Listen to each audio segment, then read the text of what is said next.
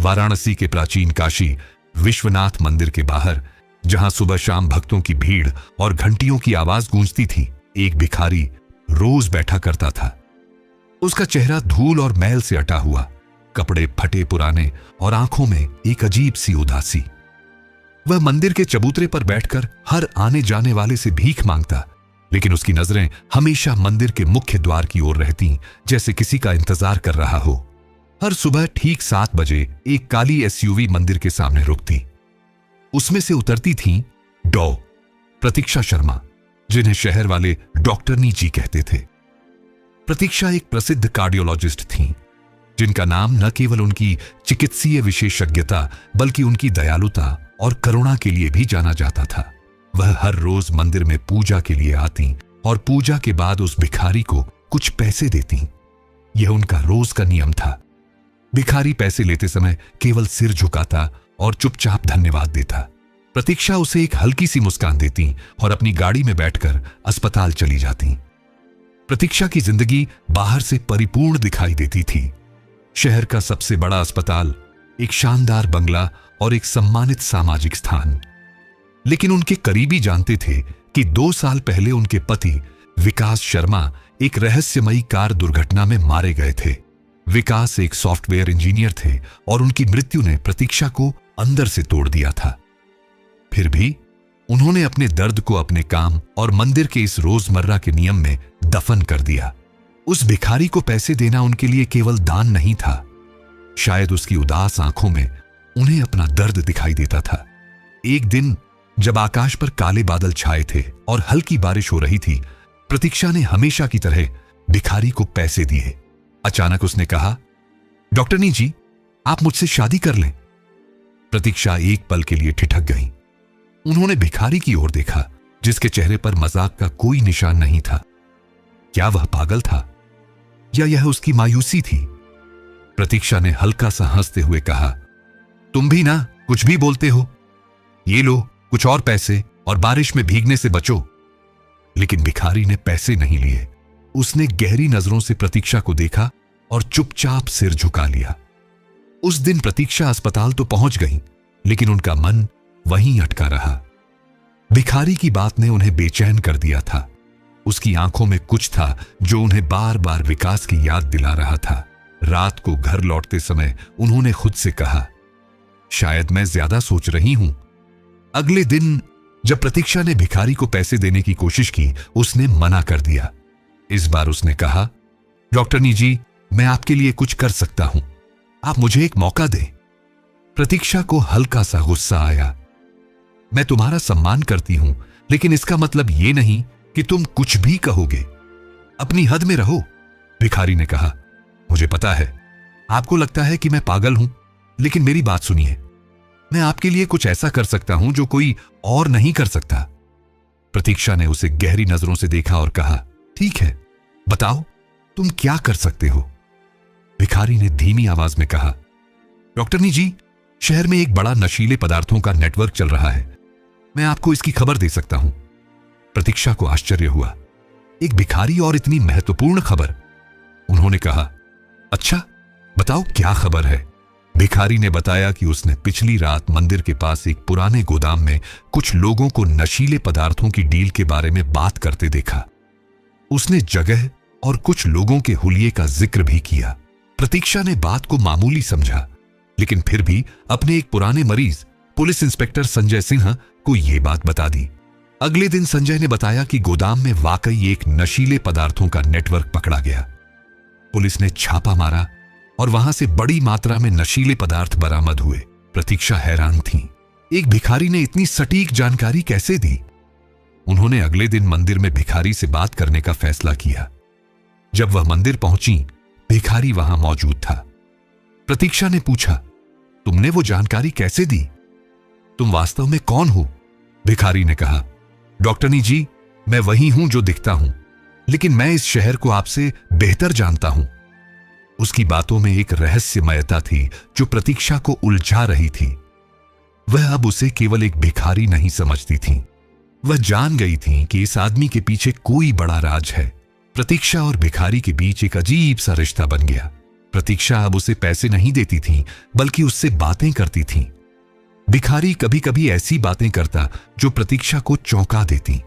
एक दिन उसने कहा, आप कहा करती थी कि मंदिर की सीढ़ियों पर बैठकर चाय पीने का मजा ही कुछ और है। प्रतीक्षा चौंक गई। यह बात उन्होंने केवल विकास से कही थी, लेकिन उन्होंने फौरन खुद को संभाला और मुस्कुराकर बात टाल दी। एक रात जब प्रतीक्षा अस्पताल से देर से लौट रही थी, उनकी गाड़ी खराब हो गई। बारिश जोरों पर थी और सड़क सुनसान थी। अचानक भिखारी वहां प्रकट हुआ। उसने गाड़ी का मुआयना किया और कुछ ही पलों में उसे दोबारा चला दिया। डॉक्टरनी जी, आप इतनी रात को अकेले मत निकला करें। उसकी आवाज में चिंता झलक रही थी। प्रतीक्षा ने उसे अपने घर आने का न्योता दिया। पहले उसने मना किया, लेकिन प्रतीक्षा के आग्रह पर मान गया। घर पहुंचकर प्रतीक्षा ने उसे खाना दिया। खाते हुए भिखारी ने अपना नाम राम बताया। प्रतीक्षा ने उससे पूछा, राम, तुम वास्तव में कौन हो? राम ने मुस्कुराकर कहा, डॉक्टरनी जी, मैं केवल एक भिखारी हूं। लेकिन उसकी आंखों में छिपी चमक प्रतीक्षा के शक को और बढ़ा रही थी। कुछ दिन बाद अस्पताल से एक आपातकालीन कॉल आई। शहर की एक बड़ी दवा कंपनी के गोदाम में आग लग गई थी। वही गोदाम जहां कुछ हफ्ते पहले राम के इशारे पर पुलिस ने छापा मारा था। प्रतीक्षा ने अपने पुलिस अफसर दोस्त संजय से संपर्क किया। संजय ने बताया कि आग में कुछ कागजात बचे हैं, जिनमें एक तस्वीर है जो बिल्कुल विकास से मिलती जुलती है। तस्वीर के पीछे लिखा था, विकास 2022 फार्मा डील। प्रतीक्षा का दिल धड़कने लगा। क्या यह वाकई विकास था? लेकिन वह तो कार दुर्घटना में मर चुका था। यह तस्वीर यहां कैसे? और इस फार्मा कंपनी से उसका क्या संबंध? अगले दिन प्रतीक्षा ने राम से इस बारे में बात करने का फैसला किया, लेकिन वह मंदिर पर नहीं था। उन्होंने उसे तलाश किया, लेकिन वह जैसे हवा में गायब हो गया था। शाम को जब प्रतीक्षा घर लौटी तो राम उनके दरवाजे पर बैठा था। उसका चेहरा उदास और कपड़े मैले थे। प्रतीक्षा ने गुस्से से पूछा, राम, तुम कहां थे? राम ने धीमी आवाज में कहा, डॉक्टरनी जी, मुझे कुछ काम था, चिंता न करें। प्रतीक्षा ने उससे फार्मा कंपनी की तस्वीर के बारे में पूछना चाहा, लेकिन राम की बातों से लगा कि वह कुछ छिपा रहा है। उन्होंने पूछा, राम, क्या तुम इस फार्मा कंपनी को जानते हो? राम ने एक पल के लिए प्रतीक्षा की आंखों में देखा, फिर नजरें झुका लीं। डॉक्टरनी जी, इस शहर में कौन किसे नहीं जानता, वे बड़े लोग हैं। उसके अंदाज ने प्रतीक्षा के शक को और गहरा कर दिया। आने वाले दिनों में प्रतीक्षा ने गोदाम की आग की जांच शुरू की। उन्हें पता चला कि आग कोई हादसा नहीं थी, बल्कि जानबूझकर लगाई गई थी।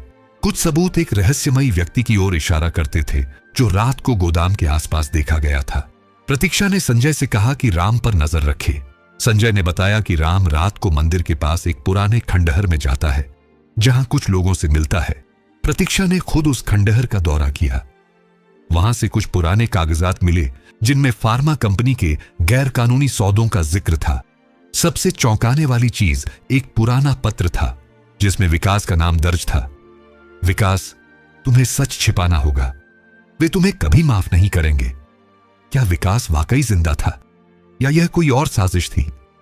प्रतीक्षा ने फैसला किया कि वह फार्मा कंपनी के मालिक संतोष राव से सीधे बात करेंगी, लेकिन उससे पहले उन्हें राम से सच उगलवाना था। एक रात उन्होंने राम को बुलाया और उसे वही तस्वीर दिखाई। सख्त लहजे में पूछा, ये कौन है राम, और तुम वास्तव में कौन हो? राम ने तस्वीर को ध्यान से देखा। उसकी आंखों में एक अजीब सी चमक आई। वह बोला, डॉक्टरनी जी, कुछ सवालों के जवाब वक्त देता है, लेकिन मैं वादा करता हूं, मैं आपका नुकसान नहीं चाहता। प्रतीक्षा को गुस्सा आया। मैं एक डॉक्टर हूं और सच जानने की हकदार हूं। अगर तुमने सच नहीं बताया तो मैं पुलिस को बुला लूंगी। राम ने शांति से कहा, अगर आपने मुझे पुलिस के हवाले किया तो आप उस सच तक कभी नहीं पहुंच पाएंगी जिसकी आप तलाश में हैं। उसी रात राम ने एक और सुराग दिया। उसने बताया कि फार्मा कंपनी के दफ्तर में एक गुप्त तहखाना है, जहां सभी गैरकानूनी सबूत रखे हैं। प्रतीक्षा ने फौरन पुलिस को सूचना दी। पुलिस ने छापा मारा और तहखाने से नशीले पदार्थों की तस्करी, मनी लॉन्ड्रिंग और कागजात मिले, जिनमें बार बार विकास का नाम आ रहा था। कई कर्मचारी गिरफ्तार हुए, लेकिन प्रतीक्षा अब भी उलझन में थी।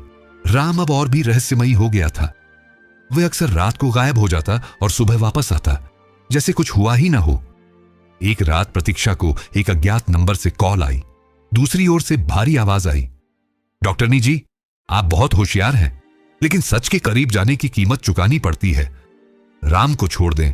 कॉल कट गई। प्रतीक्षा को अब यकीन हो गया कि राम कोई साधारण भिखारी नहीं है, लेकिन पीछे हटना अब मुमकिन नहीं था। प्रतीक्षा और संजय ने राम का पीछा करने का फैसला किया। राम हमेशा की तरह मंदिर से उठा और शहर की तंग गलियों में चलने लगा। प्रतीक्षा और संजय ने गाड़ी को दूरी पर रखा ताकि उसे शक ना हो। राम एक पुराने गोदाम के पास रुका, वही गोदाम जहां आग लगी थी। वहां एक लंबा दुबला पतला व्यक्ति उससे मिला। उसने राम को एक छोटा सा पैकेट दिया और गायब हो गया। प्रतीक्षा और संजय गोदाम में दाखिल हुए। अंदर अंधेरा था और जली हुई लकड़ी और रसायनों की गंध फैली हुई थी। राम एक पुरानी मेज पर बैठा कुछ कागजात देख रहा था। उसने पैकेट खोला जिसमें कुछ तस्वीरें और एक यूएसबी ड्राइव थी। राम ने तस्वीरों को ध्यान से देखा और फिर उन्हें आग लगा दी। प्रतीक्षा समझ नहीं पाई कि वह सबूत क्यों मिटा रहा था। संजय ने कहा, हमें अभी उससे बात नहीं करनी चाहिए। अगले दिन जब राम घर आया, प्रतीक्षा ने नोट किया कि उसने यूएसबी ड्राइव जेब में रखी थी। रात को जब राम सो गया, प्रतीक्षा ने चुपके से यूएसबी निकाली और अपने लैपटॉप में लगाई। उसमें कुछ ऑडियो रिकॉर्डिंग्स, तस्वीरें और एक वीडियो थी। ऑडियो में दो लोग बात कर रहे थे। एक आवाज संतोष राव की थी, जिसे प्रतीक्षा एक चैरिटी इवेंट में मिल चुकी थी। दूसरी आवाज किसी अजनबी की थी, साहब, अगर ये बाहर निकल गया तो हम सब बर्बाद हो जाएंगे। उस सॉफ्टवेयर वाले ने बहुत कुछ देख लिया है, संतोष ने जवाब दिया। वह हमारे रास्ते में नहीं है, लेकिन हमें सावधान रहना होगा। तस्वीरों में संतोष और कुछ लोग नशीले पदार्थों की पैकिंग करते दिखाई दे रहे थे। आखिरी तस्वीर ने प्रतीक्षा को हिलाकर रख दिया। इसके नीचे लिखा था, ऑपरेशन ब्लैकआउट 2022। वीडियो में संतोष एक व्यक्ति से बात कर रहा था जिसका चेहरा नजर नहीं आ रहा था।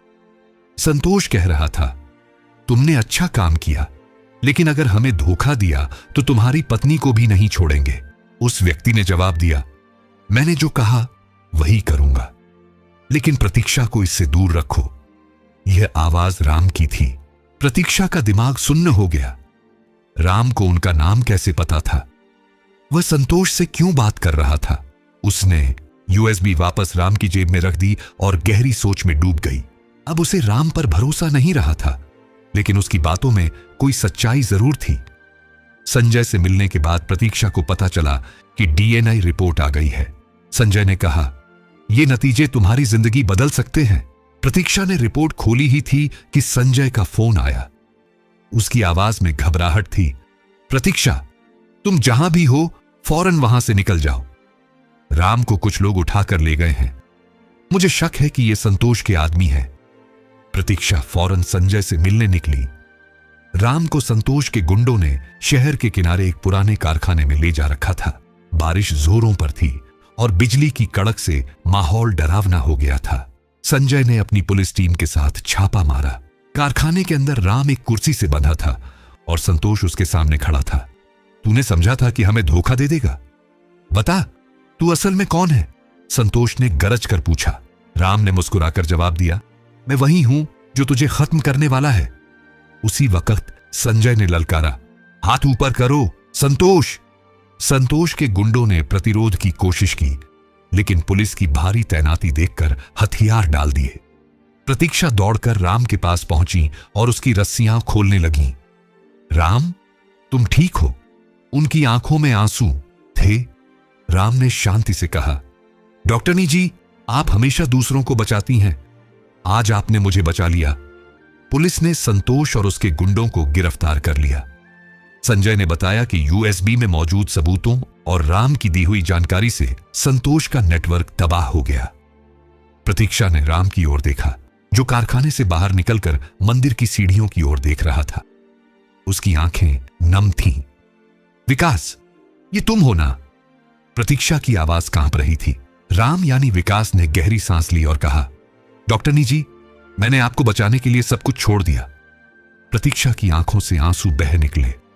उन्होंने विकास को गले लगा लिया। उस पल सारी उलझने और सारा दर्द जैसे खत्म हो गया। विकास ने बताया कि उसने अपनी मृत्यु का नाटक रचा था ताकि संतोष के गिरोह को अंदर से तबाह कर सके। वह जानता था कि अगर वह सामने आया तो संतोष न केवल उसे बल्कि प्रतीक्षा को भी नुकसान पहुंचा सकता था। भिखारी का वेश धार कर वह मंदिर के बाहर इसलिए बैठता था कि प्रतीक्षा को दूर से देख सके, लेकिन अपनी पहचान छिपाए रखे। प्रतीक्षा की मदद से वह अपने मिशन में कामयाब हो गया था।